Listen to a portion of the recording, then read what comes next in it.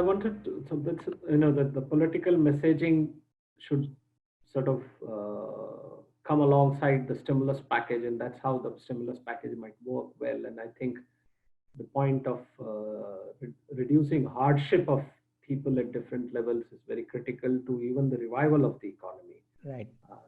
So I wanted to sort of ask you to put your hat as a technology person and sort of look into the crystal ball as to what the new normal would look like.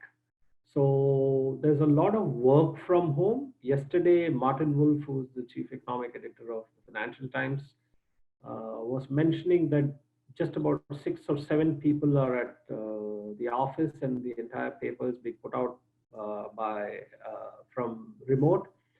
Uh, Randall Stephenson of AT&T was one of the first people to sort of ask his entire team to work from home, and I dare say a lot of Indian companies have done the same thing. So do you think that this could move into a new level? I mean, work from home could become a new norm, and this could have implications on different sectors. But before that, as one of the founders of Infosys and somebody who knows the service sector, and India is growing on services more than any other sector, do you see the pandemic impacting the growth of the services sector, outsourcing of services in technology and other areas? There is already stories about lower remittances, lower exports, lower engagements. Uh, how do companies like, say, technology companies and Infosys or TCS or Wipro or even Tech Mahindra and others, how do they operate in when the flights are down, when social distancing, travel will obviously get much more difficult? So, two parts. One, what happens to the services area, technology exports, that the services exports that we do?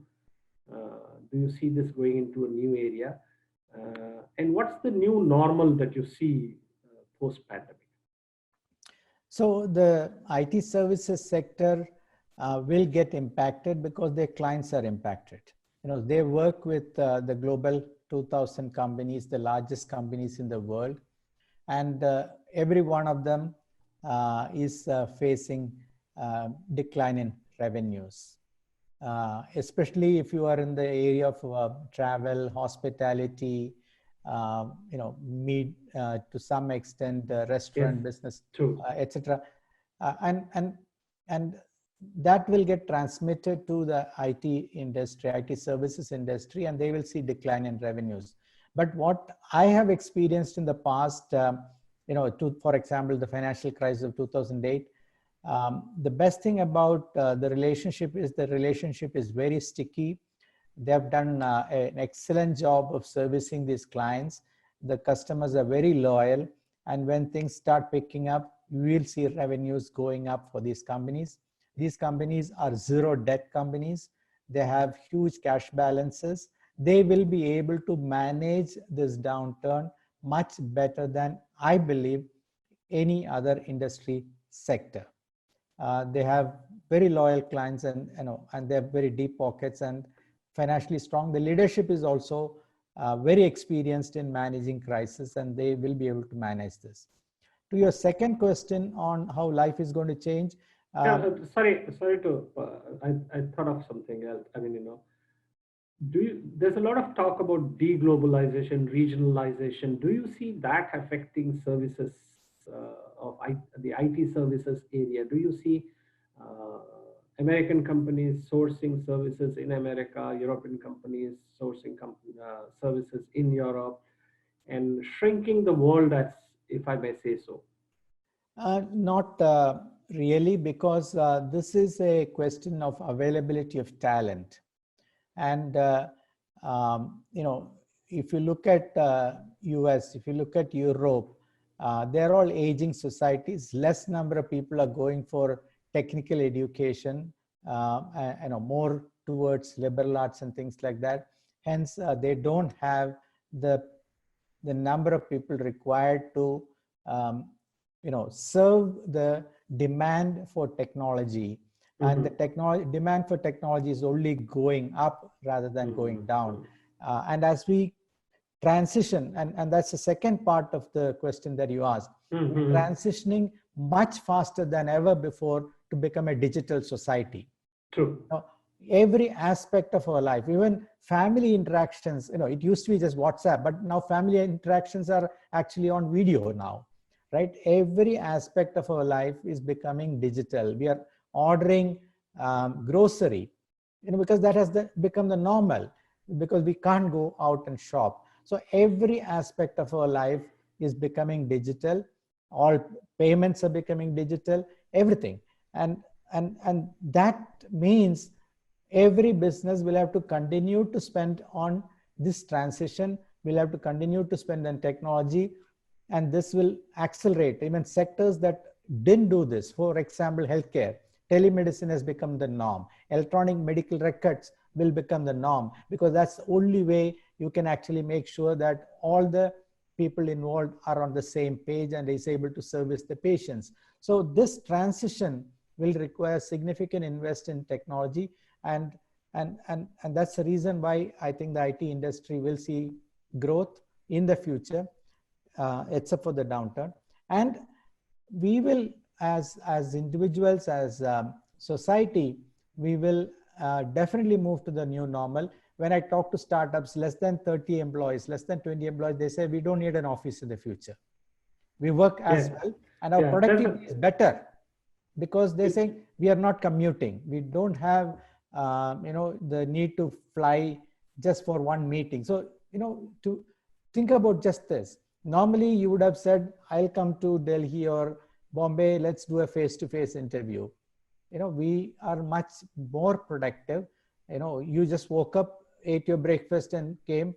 I just joined you from here in the evening, and we will go on to do the next thing after this, right? Our productivity is actually much better. So the world as we live in was defined as before Christ and Anno Domini, which is after Christ. What would the world, so the world is looking like before Corona and after Corona.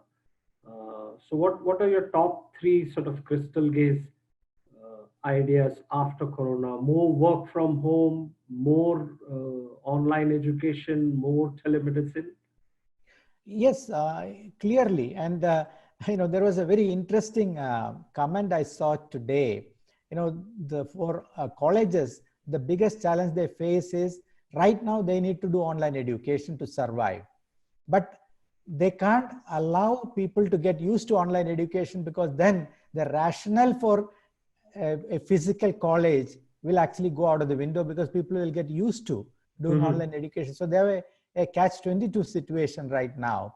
So that's the dilemma. I think we will see a lot of colleges closing.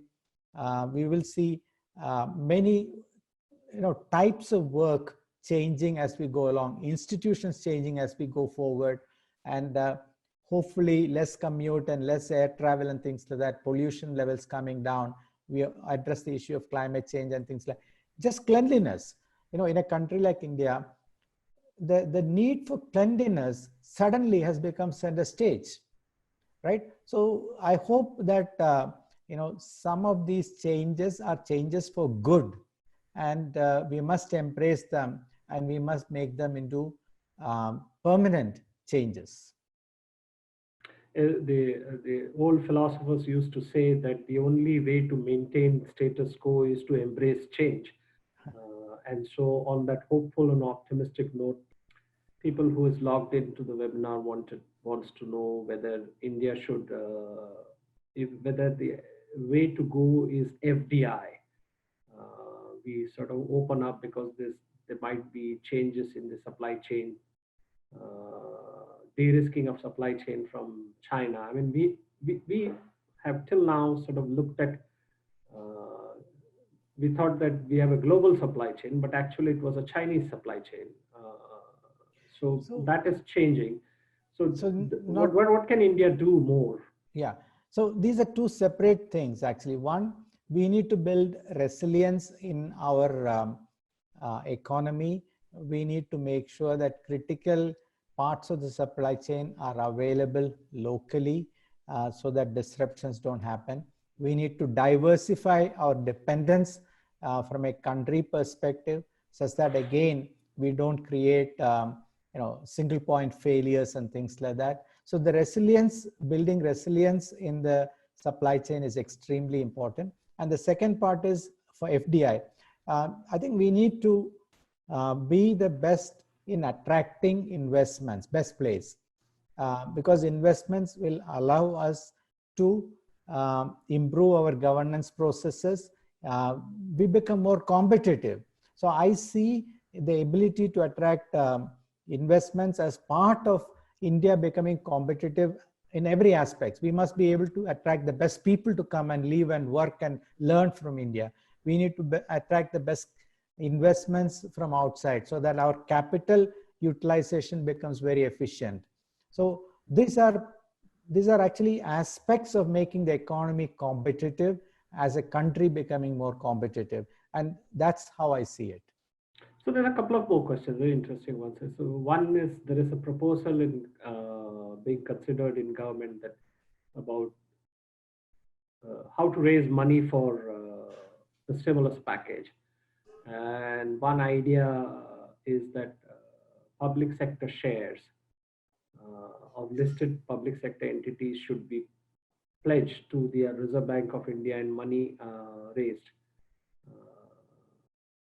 Is that a good idea? I mean, the Reserve Bank of India, finally the regulator of banking system, buying shares, it sounds a little... Right. Corporate bonds may be okay, or through a mechanism to buy corporate bonds is okay. But when I look at raising funds, I would actually look at the public holding. See, whether the government holds equity or the public holds equity, I consider it as very similar. Right? In a democracy, government represents people. If people hold the equity, it's similar.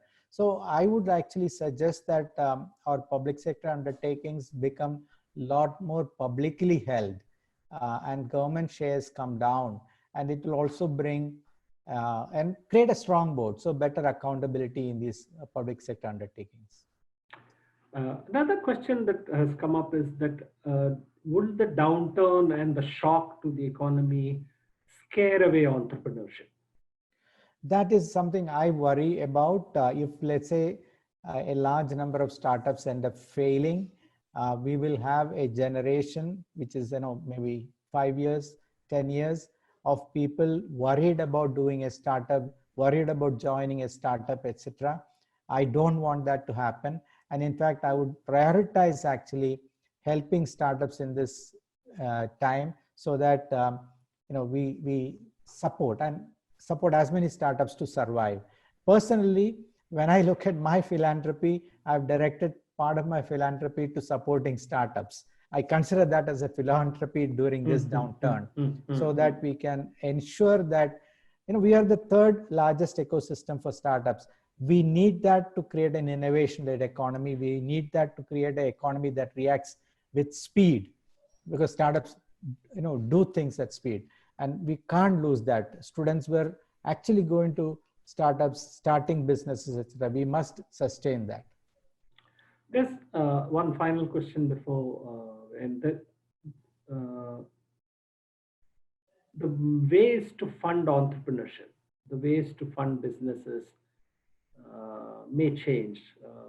I suspect that in a large number of countries where the government is bailing out companies, it might become like joint ventures or joint stock companies. In areas where philanthropic groups such as yours are helping out startups, those ownership structures might change.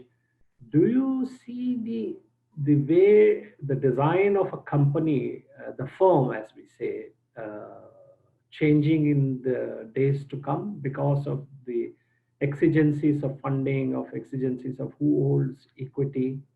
Is there something that you see there? Not really. With a slight modification.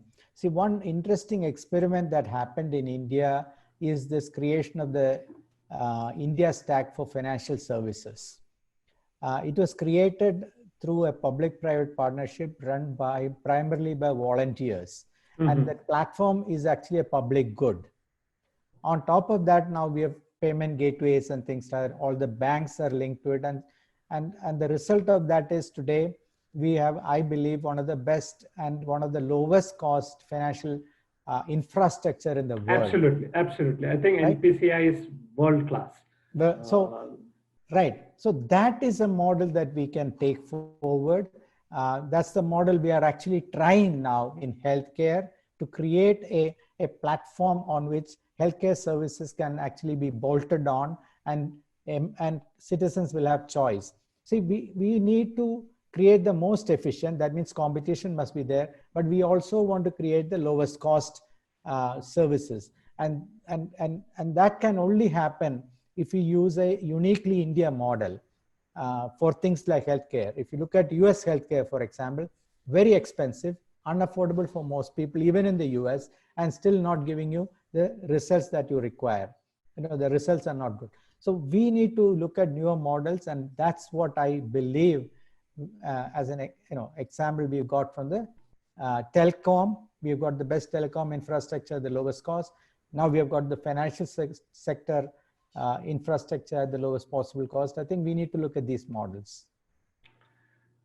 There's another question. Somebody young obviously wants to know whether there is, how do you see what's happening to the shared economy, the gig economy? Social distancing might threaten the future of, say, Uber, Ola, Airbnb, Oyo, these kind of things. Is that a temporary fear, or do you think that is a lasting? So we don't know, how this is all going to play out in the future, and how, what will survive, what will not survive. Everybody will have to figure out how to pivot as individuals, as companies, as we experience new things. Is that going to be a permanent change or not? So that need to pivot, the need to adapt is what is important. I strongly feel that our response to COVID crisis is about learning to adapt, and learning to adapt faster than before, with speed. And if we are able to do that, we will survive. And businesses also will survive. True. My first book, called Accidental India, premised that crisis is a feel-good factor, that crisis drives change. And I think that we are on the cusp of a crisis. And hopefully we will see change that makes India better and the world a more interesting place to live in. Thank you very much, Chris. Thank you very much. Thanks, Sankar, for having me. And thank you to everyone who logged in. Thank you. Goodbye. Bye.